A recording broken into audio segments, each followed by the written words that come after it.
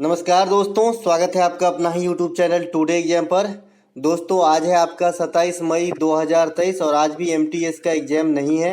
अब एमटीएस का exam direct जून महीने में है और सेकेंड फेज का बाकी है। फर्स्ट फेज जो है मई में करा लिए गए, है ना। तो जिनका भी एग्ज़ाम बाकी है, जिनको भी एग्ज़ाम देना है, उन सब के लिए एमटीएस की जो प्रैक्टिस सेट की सीरीज चलाई जा रही है ट्रेंडिंग प्रश्नों का, इसके तहत ये अगला वीडियो आप लोगों के लिए। तो जिनका भी एग्जाम बाकी है अच्छे से देखें, है ना, और सभी एक्स्ट्रा फैक्ट को साथ में कवर करें। ये जो एक्स्ट्रा फैक्ट होता है ये आपके काफ़ी काम के होते हैं।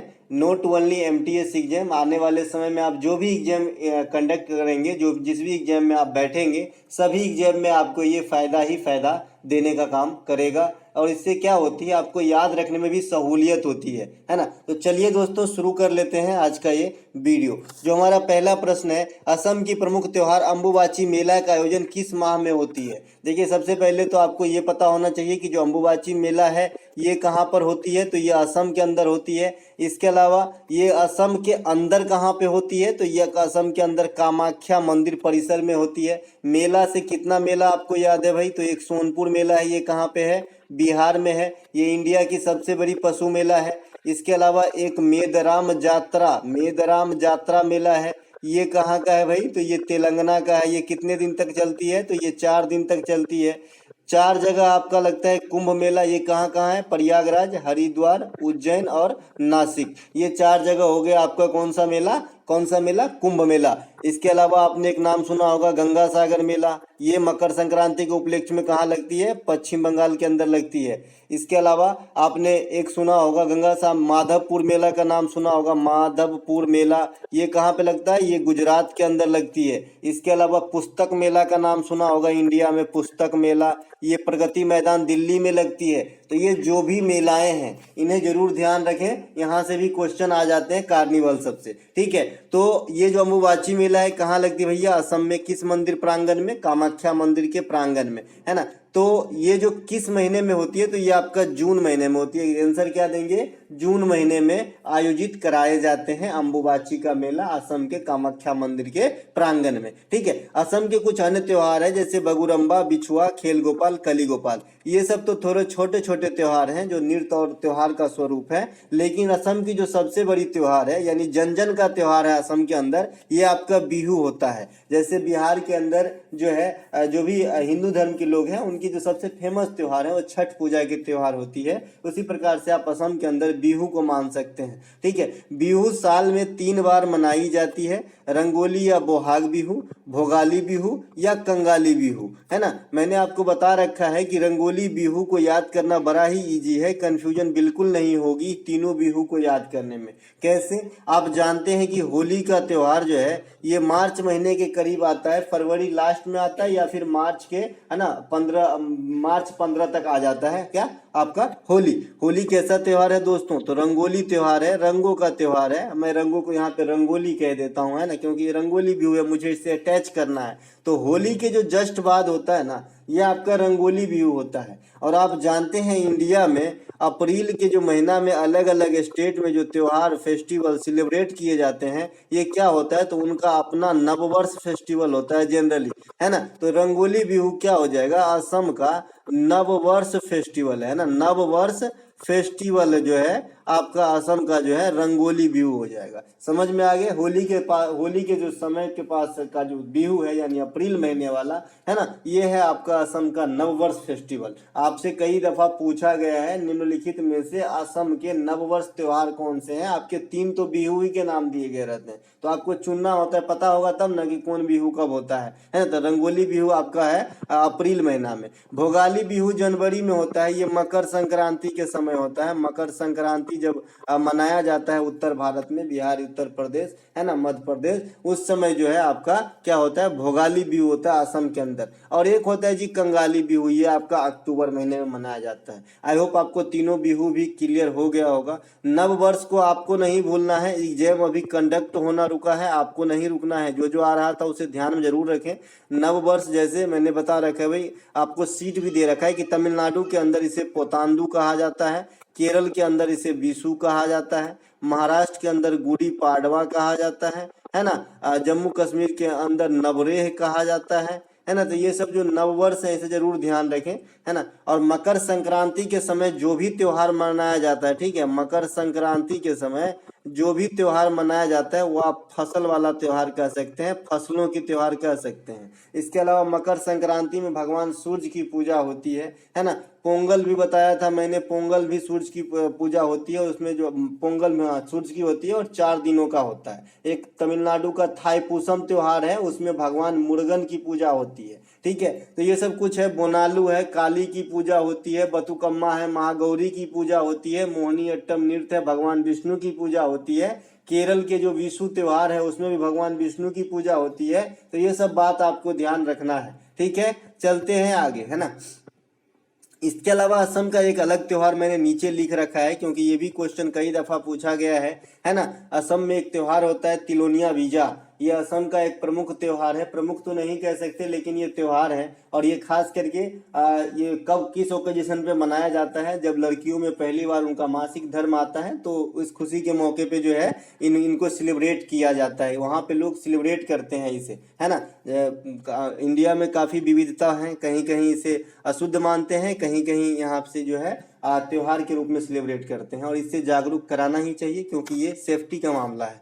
इसके अलावा कुचिपुड़ी नृत्य के मशहूर नृत्यांगना गद्दाम पद्मजा रेड्डी को पद्मश्री से कब सम्मानित किया गया। देखिए, गद्दाम पद्मजा रेड्डी को सिर्फ पद्मश्री मिला है पद्म अवार्ड में, ठीक है। तो ये लेटेस्ट वाला है, ये 2022 में दिया गया था, ठीक है। तो इसे भी ध्यान रखेंगे, गद्दाम पद्मजा रेड्डी को कुचिपुड़ी के अंदर 2022 में पद्मश्री मिला है। अच्छा, 2023 में रवीना टंडन को पद्मश्री मिल गया है, तो ये बात भी आपको ध्यान रखना है। फिल्म अभिनेत्री में रवीना टंडन को 2023 में जो है पद्मश्री दिया गया है ना। तो ये ध्यान रखेंगे। पद्मजा रेड्डी को 2015 में संगीत नाटक अकादमी मिला है ना। पद्मजा रेड्डी को 2015 में संगीत नाटक अकादमी पुरस्कार से भी सम्मानित किया जा चुका है।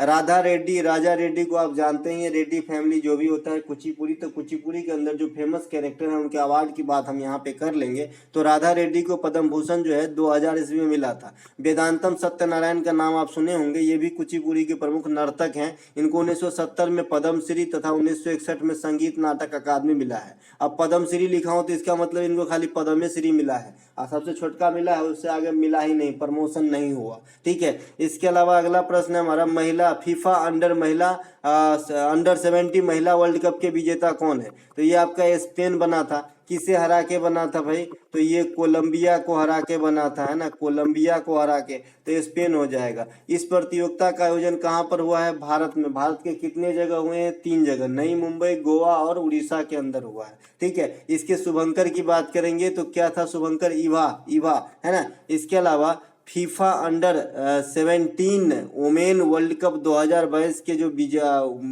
उप विजेता है, ये आपका कोलंबिया है। मैंने यहाँ पे लिख रखा है, उप विजेता रहना चाहिए, रनर अप रहना चाहिए, ठीक है। रनर अप जो है ये कोलंबिया है, और विजेता तो बता ही दिया स्पेन है। और इसको 70 ये वाला 17 वाला करना है, नहीं तो 70 वर्ष के कोई खेलने जाएगा गिर उड़ जाएगा फुटबॉल के साथ, है ना।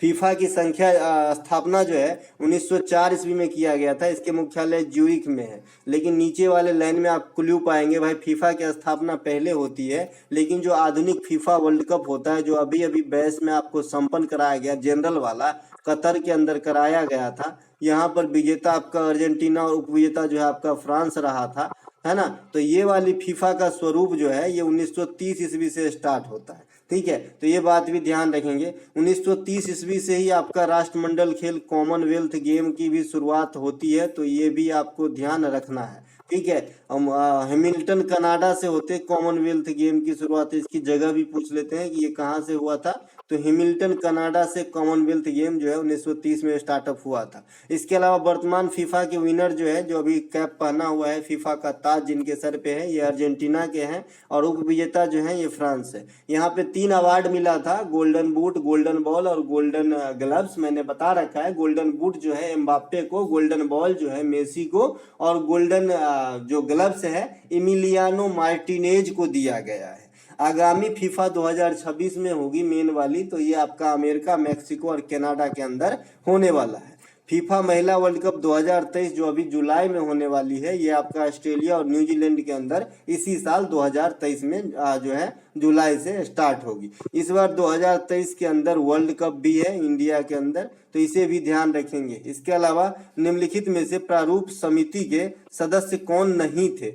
देखिए क्वेश्चन काफी अच्छा बन जाता है यहाँ से कि 3 गो इसके सदस्य का नाम देगा और 1 गो अन्य सदस्य का नाम दे देगा। ठीक है, तो प्रारूप समिति में सबसे पहले कितने सदस्य थे, तो 1+6 थे।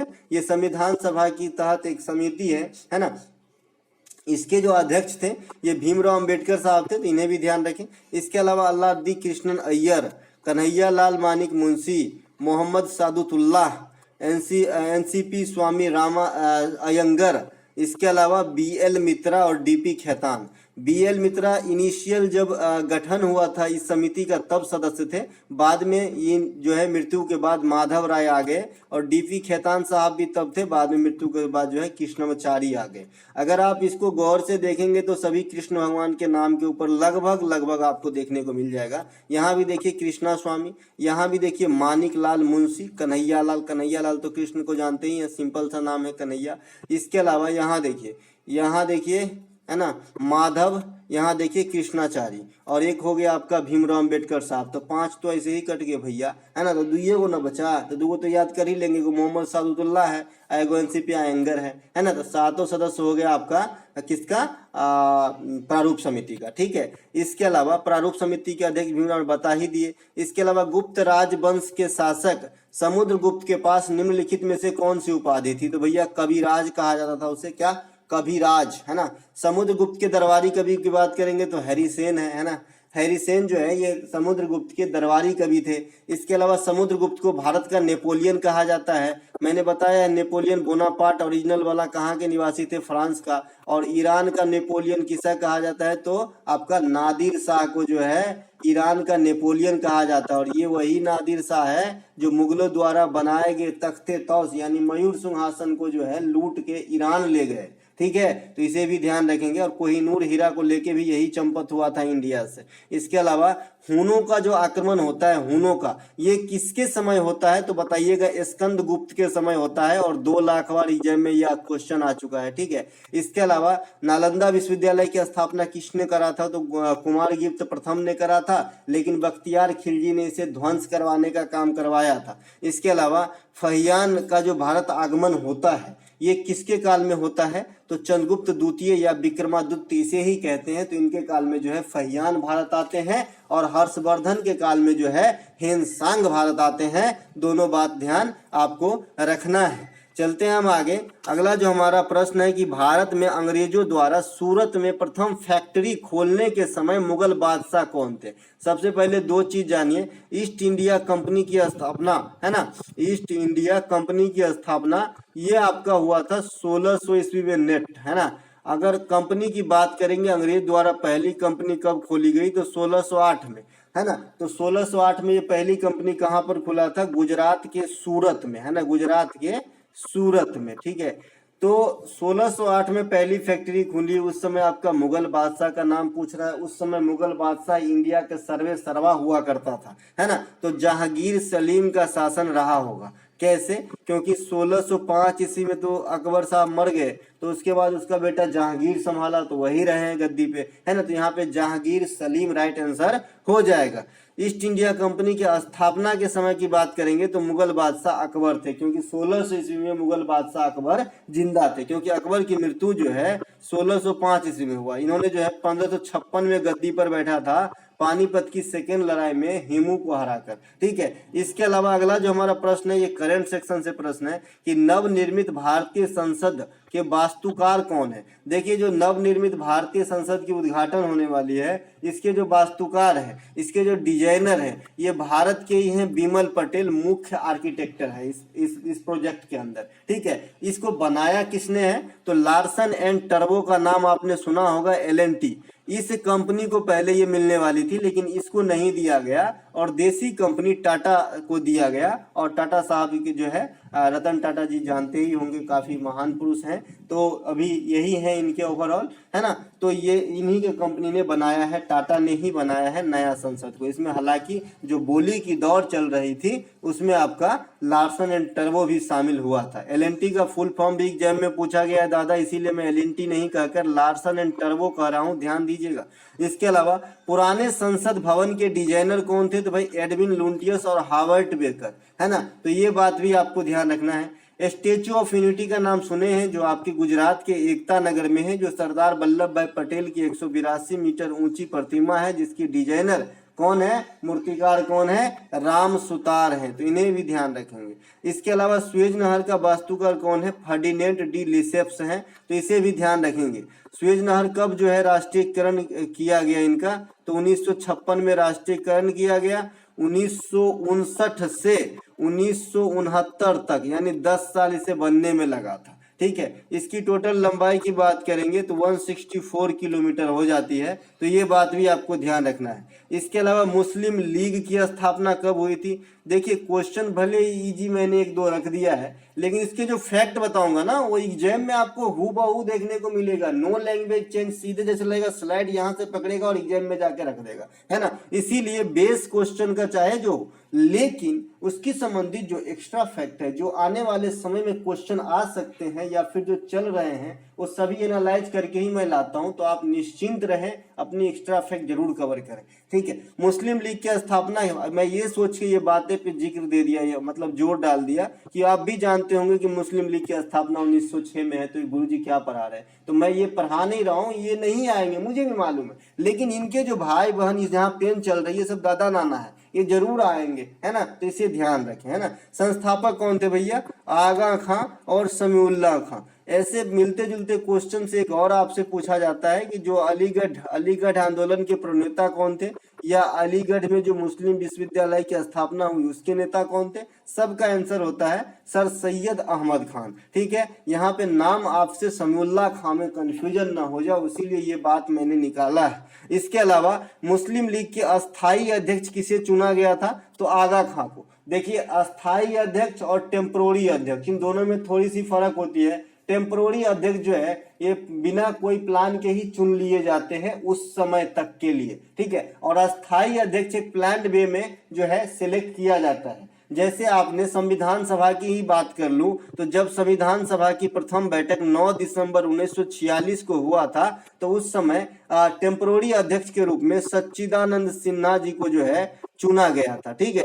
लेकिन बाद में जो है अस्थायी अध्यक्ष के रूप में डॉक्टर राजेंद्र प्रसाद को चुना गया, है ना। तो ये ऐसे ही इस यहाँ पे भी है। तो अगर मुस्लिम लीग के जो है परमानेंट अध्यक्ष की बात करें तो आगा खां हो जाएगा, है ना। इसके अलावा मुस्लिम लीग ने प्रत्यक्ष कार्यवाही दिवस कब मनाया, कई बार एग्जाम में क्वेश्चन आ चुका है। तो 16 अगस्त 1946 को मुस्लिम लीग ने पहली बार प्रत्यक्ष कार्यवाही दिवस यानी सीधी कार्यवाही दिवस के रूप में मनाया था। इसके अलावा मुस्लिम लीग देखिए पहले से ही बीच बीच में गरमाता रहता है, थोड़ी दिन बुझ जाएगा फिर सुलग जाता था, ठीक है। तो एक बार जो है इन्होंने अलग राष्ट्र की मांग भी करी थी, कब, 1940 ईस्वी में, ठीक है, मुस्लिम लीग ने, है ना। तो ये बात भी आपको ध्यान रखना है। इसके अलावा एक चीज और पूछा जाता है कि जो पाकिस्तान शब्द है उसके जन्मदाता कौन है, तो चौधरी रहमत अली है, ये बात भी ध्यान रखेंगे। और हमारा जो विभाजन हुआ है ये माउंटबेटन योजना के तहत हुआ है। कौन सा, माउंटबेटन योजना के तहत हुआ है, ठीक है। तो ये बात भी ध्यान रखेंगे। एक चीज और आपको ध्यान रखना है कि विश्व में सबसे बड़ी जो इस्लाम धर्म के मानने वाले लोग हैं ये आपके इंडोनेशिया के अंदर है, दूसरा स्थान पाकिस्तान के अंदर है और तीसरा स्थान इंडिया के अंदर है। देखिए कुछ इंडिया में कितनी विविधता है, फिर भी हम कितने अमन और चैन से रह रहे हैं, तो हमसे सीख लेना चाहिए पूरी दुनिया को, है ना। इसके अलावा यहाँ पे जो है अगला जो पॉइंट है हमारा कि मुस्लिम लीग की जो है समाप्ति कब मानी जाती है, तो 14 अगस्त 1947 को जब देश का बंटवारा हो गया तो उसी समय से मुस्लिम लीग की समाप्ति मानी जाती है, ठीक है। भारतीय राष्ट्रीय कांग्रेस और मुस्लिम लीग के बीच समझौता कब हुआ था, ये एक ऐतिहासिक समझौता था जो 1916 में लखनऊ अधिवेशन के अंदर करा गया था। तो ये बात भी ध्यान आपको रखना है। अच्छा, लखनऊ अधिवेशन जो हुआ था इसकी अध्यक्षता कौन संभाल रहे थे? तो मजूमदार साहब संभाल रहे थे, ठीक है। इसके अलावा निम्नलिखित में से, अच्छा लखनऊ अधिवेशन आया है तो मैं पहले भी बता चुका हूं कि नरम दल और गरम दल में ये फिर से जो है मतलब एक हो गए, जो बिछड़ गए थे सूरत अधिवेशन 1907 में कांग्रेस के अंदर, है ना। इसके अलावा निम्नलिखित में से कौन सा एक अवसादी चट्टान का उदाहरण है? देखिए, अवसादी चट्टान का उदाहरण जो है ये आपका सेडिमेंट्री रॉक का जो उदाहरण है, ये चूना पत्थर भी है, बलुआ पत्थर भी है, सेल है, ये सभी अवसादी चट्टान का उदाहरण है। अवसादी चट्टान से एक बात ध्यान रखेंगे, इसमें पेट्रोलियम पदार्थ पाई जाती है, तो ये बात बिल्कुल ध्यान रखेंगे। इसके अलावा अवसादी चट्टान को द्वितीयक राउंड या आपका जो है सेकेंडरी रॉक या सेकेंडरी चट्टान भी कहा जाता है, तो ये बात भी ध्यान रखेंगे। आग्नेय चट्टान को प्राथमिक चट्टान कहा जाता है, तो पहला और दूसरा जरूर याद रखें, है ना। प्राथमिक चट्टान यानी जो है ना, पहला चट्टान जो है आपका आग्नेय चट्टान है, सेकेंडरी जो है ये आपका कौन आ जाएगा? सेडिमेंट्री आ जाएगा, ठीक है। इसके अलावा जो आपका अवसादी जो आपका एक सेकेंड, जो आपका आग्नेय चट्टान होता है ना, इसका निर्माण कैसे होता है? मैंने कल ही बताया था कि मैग्मा या लावा के जमने से आग्नेय चट्टान का निर्माण होता है, जैसे ग्रेनाइट, बेसाल्ट। अब मैग्मा क्या होता है, लावा क्या होता है, मैंने कल बता दिया कि जब तक पृथ्वी के नीचे रहेगा तब तक मैग्मा है। क्रेटर जैसे ही ज्वालामुखी के जो मुख होते हैं उसे क्रेटर कहते हैं। इसके थ्रू जैसे ही ये पृथ्वी पे आया, अब ये क्या हो गया? लावा हो गया, ये हो गया लावा। यही चीज पहले नीचे जब तक था पृथ्वी के नीचे तब तक ये था मैग्मा, है ना। तो यही मैग्मा जब ऊपर आया तो लावा हो गया। यही लावा जब हवा के संपर्क में आएगा तो जमेगा, और आपका जो है किस प्रकार के चट्टान के उदाहरण मिल जाएंगे? तो आपका जो है आपका ये वाला इग्नियस, है ना, इग्नियस रॉक का जो है उदाहरण हो जाता है जब यही लावा जम जाता है, ठीक है, या फिर इसे आग्नेय चट्टान कहते हैं ना। रूपांतरित शैल, है ना, इसके कुछ उदाहरण जैसे शिस्ट, नीस, मार्बल, संगमरमर, ये सब जो है आपके क्या है? रूपांतरित चट्टान के उदाहरण है। यहाँ पे आप देख सकते हैं कुछ चट्टानों के नाम है जो आपको देखना है। इग्नियस में कौन कौन से हैं? बेसाल्ट है, पुमांस है, ऑब्सिडियन है, रेटलाइट है, सिस्कोरिया है, डिसाइट है, ग्रेनाइट है, ग्रेबो है ना। ये सब आपका जो है किस में आ जाता है? तो इग्नियस में आ जाता है ना। इसके अलावा सेडिमेंट्री में कौन कौन सा आ जाता है? तो यहाँ पे देखिए कंग्लोमेरेट है, सैंडस्टोन है, सिलेस्टोन है और सेल है ना। बलुआ पत्थर, चूना पत्थर, सिल्का स्टोन, ये सभी जो है आपका कलेंगोमेट, ये सब जो है आपका अवसादी चट्टान के उदाहरण हो जाते हैं, ठीक है। इसके अलावा एक बच गया आपका जो है मेटामॉर्फिक चट्टान, यानी रूपांतरित या कायांतरित शैल। तो ये जो है आपका मार्बल है, ये संगमरमर कह दिए तो आपको तो मार्बल याद आ ही गया होगा भाई। संगमरमर और मार्बल दोनों लगभग सेम ही होते हैं, लेकिन संगमरमर विशेष होते हैं, थोड़ा सा अलग नाम है इसका। मार्बल कई तरीके के हो सकते हैं।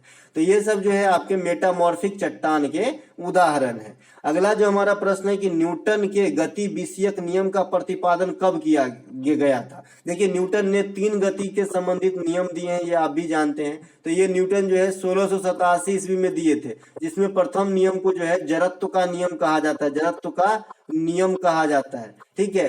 दूसरे नियम जो है बल की जो है आपका व्यंजक प्राप्त होती है, और तीसरी नियम जो है उससे आपका जो है संवेग संरक्षण का सिद्धांत जो जानते हैं वो प्राप्त होती है। प्रत्येक क्रिया के विपरीत प्रतिक्रिया होती है, ये भी उसी नियम की जो है पहला लाइन है। रॉकेट संचालन में प्रयोग होता है, रॉकेट जो है संवेग संरक्षण के सिद्धांत पे कार्य करता है, इसलिए मैंने दोनों को एक ही जगह मिला दी ताकि आपको याद रहे।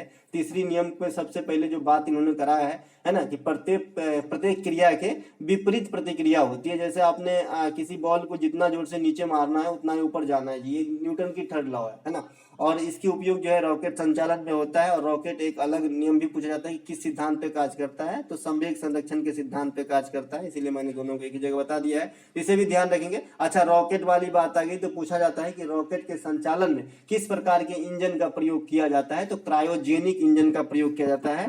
क्रायोजेनिक इंजन का प्रयोग किया जाता है, जिसे निम्न तापकी कहते हैं ना। तो ये सब बात ध्यान रखेंगे। जड़त्व तो जानते हैं, आप घोड़ा पर बैठिए, घोड़ा दौड़ने लगेगा, पीछे की तरफ घूमेंगे, रुकेगा तो आगे की तरफ घूमेंगे, ये सब क्या है? जड़त्व है ना। इसके अलावा हेनरी बैकुरल, अच्छा न्यूटन ने और भी नियम दिए भाई, शीतलन का नियम दिए हैं, ये बात भी ध्यान रखेंगे न्यूटन साहब के बारे में, है ना। इसके अलावा हेनरी बैकुरल ने रेडियो एक्टिविटी की खोज जो है 1896 में किया था। देखिए, मैंने आपको बता रखा है कि भाई रेडियो एक्टिविटी की खोज वाला क्वेश्चन आ जाए और ऑप्शन में हेनरी बैकुरल नहीं हो, तो अगर क्यूरी, कोई भी क्यूरी हो, पेरी क्यूरी, मैडम क्यूरी, कुछ भी ऑप्शन में हो, और हेनरी बैकुरल नहीं हो, तो आप उसे लगा के आ जाएंगे, क्योंकि उनको साथ दिया था बाद में। ठीक है, तो हेनरी बैकुरल 1896। क्वांटम सिद्धांत का नाम सुने हैं, जिसका जो कांस्टेंट होता है एच का वैल्यू होता है ना, तो क्वांटम सिद्धांत कौन दिए थे? मैक्स प्लांक, है ना, मैक्स प्लांक दिए थे, है ना। इसके अलावा एच को जो है प्लैंक कांस्टेंट कहा जाता है। अगर आप केमिस्ट्री पढ़े हैं 11वीं 12वीं तो आप समझ गए होंगे, प्लैंक कांस्टेंट कहा जाता है इस स्मॉल एच को।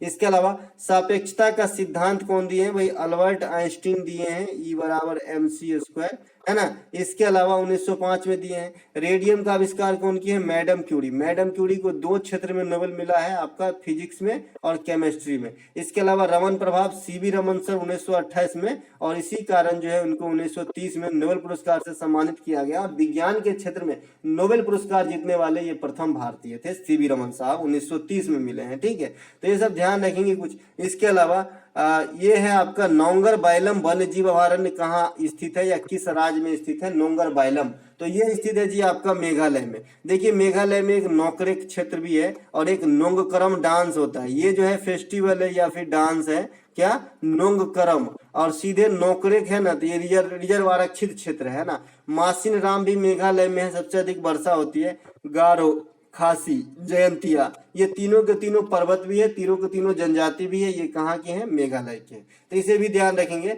इसके अलावा कैबुल लामजाओ फ्लोटिंग पार्क है, जो कहाँ पे है? मणिपुर में है। इसी फ्लोटिंग पार्क में पास में जो है क्या है आपका जो है कहाँ पे? मणिपुर, मणिपुर में लोकटक झील मणिपुर है। ठीक है, तो ये बात भी आपको ध्यान रखना है। पीन वैली नेशनल पार्क कहाँ पे है भैया? हिमाचल प्रदेश में। हिमाचल प्रदेश में the great Himalayan national park भी है, तो इसे भी ध्यान रखेंगे। इसके अलावा हेमिस नेशनल पार्क कहाँ है दादा? ये लद्दाख में है, और ये इंडिया के क्षेत्रफल के हिसाब से सबसे बड़े नेशनल पार्क है आपका हेमिस नेशनल पार्क, तो ये भी ध्यान रखेंगे। अगला जो हमारा प्रश्न है, प्रसिद्ध मत, है ना, विशिष्ट द्वैतावाद के प्रतिपादक कौन थे? देखिए अभी जो है दर्शन और मत से क्वेश्चन आए नहीं, एमटीएस में दर्शन प्लस मत से क्वेश्चन आए नहीं, लेकिन जब आएगा ना तो लगातार ही झर्री लगा देगा। इसीलिए आपको पहले से ही प्री तैयारी कर लेना है। ठीक है, तो विशिष्ट द्वैतावाद के प्रतिपादक जो हैं ये रामानुजाचार्य हैं, है ना। सिर्फ द्वैतावाद के प्रतिपादक जो हैं ये माधवाचार्य हैं, है ना। द्वैत अद्वैतावाद के जो प्रतिपादक हैं ये निम्बकाचार्य हैं। तो इन तीनों को ध्यान रखें। साथ ही साथ मैंने आपको यहाँ पे दर्शन वाला बता ही दिया है, योग दर्शन, है ना, न्याय दर्शन, जो भी है दर्शन सब बता चुके हैं। ठीक है, इसके अलावा ये जो विशिष्ट द्वैतावाद के प्रतिपादक है रामानुजाचार्य, तो इन्हीं की स्टेचू लगाई गई है कहाँ पे? स्टेचू ऑफ इक्वलिटी, जो कहाँ स्थित है? हैदराबाद के अंदर स्थित है। तो ये बात भी ध्यान रखेंगे। स्टेचू ऑफ यूनिटी जो है ये अहमदाबाद में है, और स्टेचू ऑफ इक्वलिटी जो है ये आपका कहाँ पे है? हैदराबाद में है। ठीक है, इसके अलावा प्रधानमंत्री रोजगार योजना कब चलाई गई थी? तो 1993 ईस्वी में चलाई गई थी प्रधानमंत्री रोजगार योजना। ठीक है, अन्नपूर्णा योजना आपका 2000 ईस्वी में आता है। अंत्योदय कार्यक्रम योजना 1977-78 में आता है, और यहाँ पे ये वाला लाइन पे ध्यान दीजिए, अंत्योदय यन योजना ये 2000 में आते हैं। तो अब ऐसा नहीं है कि आपने अंत्योदय का नाम सुना और सीधे सीधे आपने 2000 एग्जाम में मार दिए, तो गलती हो जाएगा, है ना। अंत्योदय योजना कार्यक्रम जो है ना ये पहले आया 77-78 में आया। 1977-78 में ही देश में जनता दल की प्रथम बार सरकार बनी थी, है ना, थोड़ी दिनों के लिए सही, लेकिन पहली बार गैर कांग्रेसी प्रधानमंत्री भी मिले थे देश को, है ना। तो ये बात भी ध्यान रखेंगे। तो अंत्योदय कार्यक्रम जो है ये 77-78 में आया, और अंत्योदय अन्न योजना जो है ये 2000 में आया है। जवाहर रोजगार योजना आपसे पूछा जाता है, गाँव घर में जो छोटी छोटी पुलिया होती है उसके जो पत्थर के लगे रहते हैं नीचे पानी पास होने के लिए, उस पर मैं अभी भी लिखा हुआ देखता हूँ जवाहर रोजगार योजना, तो बड़ा खुशी होता है कि इधर पढ़ते हुए इधर लिखा भी है ना, 1989 में, है ना। इसके अलावा उज्ज्वला योजना आप समझ रहे हैं, एलपीजी कनेक्शन वाला है, 2016 में आया था। उजाला योजना ये जो है एलईडी वाला है, 2015 में आया था। बेटी बचाओ बेटी पढ़ाओ योजना ये आपका 2015 में हरियाणा से स्टार्ट हुआ था। प्रधानमंत्री सुरक्षा बीमा योजना में 2 लाख रुपया दिया जाता है रिस्क कवर के तौर पे। प्रधानमंत्री मुद्रा योजना में 10 लाख रुपया मैक्सिमम लोन दी जाती है। प्रधानमंत्री बानी योजना सार्वजनिक स्थल पे वाईफाई लगाने से है ना। प्रधानमंत्री और भी उड़ान योजना चला था, एक उड़े देश का आम नागरिक, जो कम दामों पर हवाई सुविधा मुहैया कराने वाली योजना थी, है ना। तो ये सब कुछ बातें हैं प्रधानमंत्री के रिलेशन में जो आपको ध्यान रखना है ना। इसके अलावा प्रधानमंत्री किसान सम्मान निधि योजना 6,000 की जो है 3 किस्त में राशि प्रदान करते हैं किसानों को एक आर्थिक मदद के रूप में। इसके अलावा प्रधानमंत्री जनधन योजना 2014 में आता। इसके लक्ष्य थे कि हर आदमी का एक बैंक खाता हो, यानी बैंक की सुविधा की लाभ जो है हर आदमी को मिले, लेकिन इसमें पैसे भी आने की बात करी गई थी। नमामि गंगे कार्यक्रम 2014, ये जो है गंगा सफाई कार्यक्रम है। इसके अलावा स्वच्छ भारत अभियान कार्यक्रम 2014, है ना, ये जो है आपका गांधी जी के जन्मदिन के अवसर पे जो है स्टार्ट किया गया था, है ना। तो ये भी ध्यान रखेंगे। इसके अलावा राज्य लोक सेवा आयोग के अध्यक्ष तथा सदस्यों की नियुक्ति किसके द्वारा की जाती है? तो राज्य लोक सेवा आयोग सदस्यों की नियुक्ति जो है ये आपके उस राज्य के राज्यपाल के द्वारा किया जाता है। अगर बिहार में करना है, बिहार में लोकसभा का लोक सेवा का जो है सदस्यों को नियुक्ति करना है, तो बिहार के जो राज्यपाल होंगे वो इस प्रकार के जो है नियुक्तियां करेंगे, ठीक है। लेकिन यहाँ पे एक चीज है कि इसे हटा नहीं सकता, है ना। इसे कोई भी सदस्य को राज्यपाल तो नियुक्ति तो कर देते हैं, लेकिन हटाने की पावर नहीं है, तो ये बात आपको ध्यान रखना है, ठीक है। इसके अलावा संघ लोक सेवा आयोग के अध्यक्ष तथा सदस्यों की नियुक्ति जो है ये राष्ट्रपति साहब करते हैं संघ में, माने यूपीएससी वाला में, ठीक है। वर्तमान में यूपीएससी का जो अध्यक्ष है ये सोनी साहब है, तो इसे भी ध्यान रखेंगे। इसके अलावा भारत में लोक सेवा आयोग की स्थापना जो है ये 1926 ईस्वी में किया गया था, तो ये बात भी आपको ध्यान रखना है। इसके अलावा संघ लोक सेवा के अध्यक्ष तथा अन्य सदस्यों का कार्यकाल, यानी जो यूपीएससी के अंदर जो भी मेंबर्स हैं उनके कार्यकाल कितने वर्षों का होता है? तो 6 वर्ष का। अगर 6 वर्ष से पहले भी अगर 65 वर्ष की दहलीज को पार कर ले तो रिटायर हो जाएंगे। लेकिन जो राज्य लोक सेवा आयोग है उसमें भी कार्यकाल 6 वर्ष का होता है, लेकिन ये जो मैक्सिमम एज है ना ये 62 वर्ष ही रखा गया है, तो इसे भी ध्यान रखेंगे, ठीक है। इसके अलावा लेटेराइट मिट्टी में किस तत्व की प्रधानता होती है? तो जो लेटेराइट मिट्टी होती है उसमें आयरन और सिलिका की प्रधानता होती है। लाल मिट्टी में आयरन ऑक्साइड होती है, इसी कारण तो ये लाल दिखती है लाल मिट्टी, ठीक है। इस कारण काली मिट्टी में आयरन, चूना, एल्युमिनियम, मैग्नीशियम आदि पाई जाती है। जलोढ़ मिट्टी में पोटास पाई जाती है, और भारत में सबसे अधिक जो भूभाग पे पाया जाता है ये जलोढ़ मिट्टी है। लगभग 24% भूभाग पे जो है आपका जलोढ़ मिट्टी पाया जाता है। जलोढ़ मिट्टी 2 प्रकार के होते हैं, खादर और बांगर, जो मैंने कल ही डिस्कस कर लिया था कि क्या होता है खादर और क्या होता है बांगर। नदी के बहने से रिलेट करके बताया था कि कैसे आप खादर और कैसे आप बांगर को डिसाइड करोगे, जिसमें मैं फिर से बता दूं कि जो खादर होता है ये ज्यादा उपजाऊ होता है, और बांगर जो होता है ये पुराना होता है, इसलिए थोड़ा कम उपजाऊ होता है, ठीक है। मिट्टी के अध्ययन को पीडोलॉजी भी कहा जाता है, तो ये बात भी आपको ध्यान रखना है, पीडोलॉजी। इसके अलावा निम्नलिखित में से किस कोशिका की विशेषता है कि जो वैक्यूल्स है वो बड़ा होता है? तो जो पादप कोशिका होता है, जो प्लांट वाली सेल होती है, उसके अंदर जो वैक्यूल्स होते हैं, यानी हिंदी में रिक्तिका कहते हैं, तो ये जो है जंतु कोशिका की अपेक्षा काफी बड़े होते हैं, और जंतु कोशिका में कई सेल में तो होते ही नहीं वैक्यूल्स, तो ये बात भी ध्यान रखेंगे, है ना। पादप कोशिका में सेल वॉल पाई जाती है, जो उसको जो है सबसे बड़ा डिफरेंस बताता है जंतु कोशिका और पादप कोशिका में, है ना। पादप कोशिका के आकार लगभग कैसे होते हैं? तो रेक्टेंगल टाइप का होते हैं, आयताकार टाइप का होता है आपका पादप कोशिका, जबकि जंतु कोशिका के आकार लगभग गोल होती है, ठीक है। तो इसे भी ध्यान रखें। इसके अलावा पादप कोशिका में क्या पाई जाती है? तो पिगमेंट पाई जाती है, लवक पाई जाती है, ये बात ध्यान रखेंगे। इसके अलावा जो जंतु में नहीं पाया जाता है। इसके अलावा कोशिका की खोज 1665 में जो है रॉबर्ट हुक ने करा था, बाद में जो है जीवित कोशिका की खोज ल्यूवेन हॉक ने करा, ये बात ध्यान रखेंगे। कोशिका के वैज्ञानिक अध्ययन को साइटोलॉजी कहते हैं, और यहीं पर ही मैं एक चीज और बता देता हूँ, कंफ्यूजन की पेयर है साइनोलॉजी। साइनोलॉजी जो है ये स्टडी ऑफ डॉग्स है, कुत्तों का अध्ययन है ना।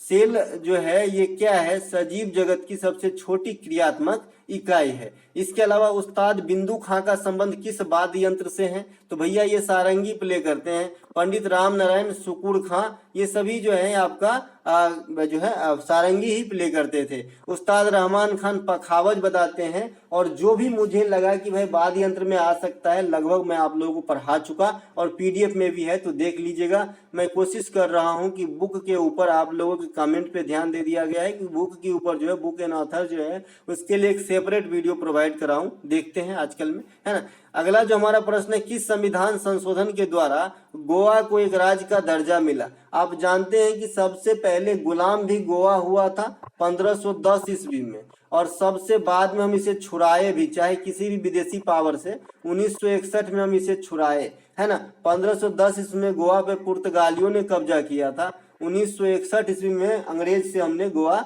लिया है। तो दोनों बात ध्यान रखेंगे, है ना। बहुत लंबा समय तक जो है ये गुलाम रहा था। गोवा जो है सभी भारतीय स्टेट में क्षेत्रफल के हिसाब से सबसे छोटा है, कोंकण के रीजन के हैं, है ना। इसके अलावा मैं यहाँ पे बता दूं कि जो गोवा को राज्य का दर्जा मिला था ये 56वां अमेंडमेंट हुआ था, इसके तहत मिला था, ठीक है। इसके अलावा जो 56वां अमेंडमेंट हुआ 1987 में गोवा को राज्य का दर्जा मिला, राइट। जो आपका 55वां अमेंडमेंट हुआ है 1986 में हुआ ये, इसमें जो है अरुणाचल प्रदेश को जो है एक राज्य का दर्जा दिया गया। पहले अरुणाचल प्रदेश नेफा के नाम से जाना जाता था, नॉर्थ ईस्ट फ्रंटियर एरिया, है ना।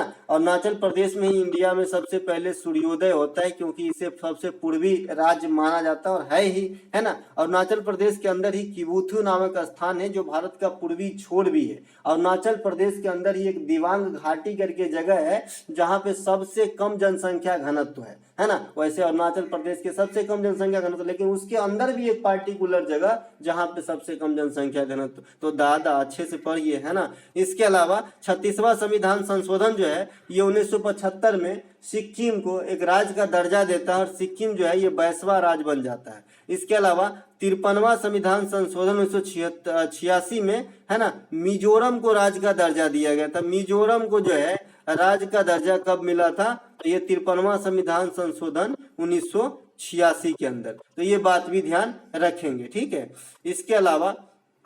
इसके अलावा जो अगला प्रश्न है ये है कि द ग्रेट इंडियन नोवेल पुस्तक के लेखक कौन है। इनके लेखक है भैया शशि थरूर है। इनके अन्य पुस्तक जो है अम्बेडकर ए लाइफ है, पंडित एंड पंडितरी है, एन एरिया ऑफ डार्कनेस है। तो ये चारों पुस्तक जो है शशि थरूर के द्वारा लिखा गया है ना। तो इन्हें भी ध्यान रखें, और 2-3 महीना के बाद अगर आपका एग्जाम है तब तक ये 2 बुक और लिख देंगे, है ना। ये काफी किताब जो है लिखते हैं। इनके अलावा यहाँ पे कुछ एक्स्ट्रा फैक्ट है आपके बुक का जो मैंने कल भी बताया था, आज भी बताता हूँ। कल मैंने प्रश्न बताया था द शैडो लेंस के लेखक कौन है, तो अमिताभ घोष थे। अमिताभ घोष की एक पुस्तक CHSL में काफी बार पूछा गया जिसका नाम जंगलनामा है। जंगलनामा के लेखक अमिताभ घोष हैं। अग्नि वर्षा के लेखक भी अमिताभ घोष हैं।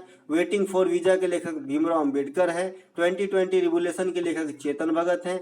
ए पैसेज टू इंग्लैंड के लेखक नीरज सिंह चौधरी हैं। क्लब ऑफ इंडिया के लेखक नीरज सिंह चौधरी हैं। तो दोस्तों ये थे आज के MTS के ऊपर प्रैक्टिस सेट के सुझाए गए वीडियो। अगर आपको अच्छा लगा तो लाइक करेंगे। मिलेंगे हम अगले वीडियो में, तब तक के लिए जय हिंद।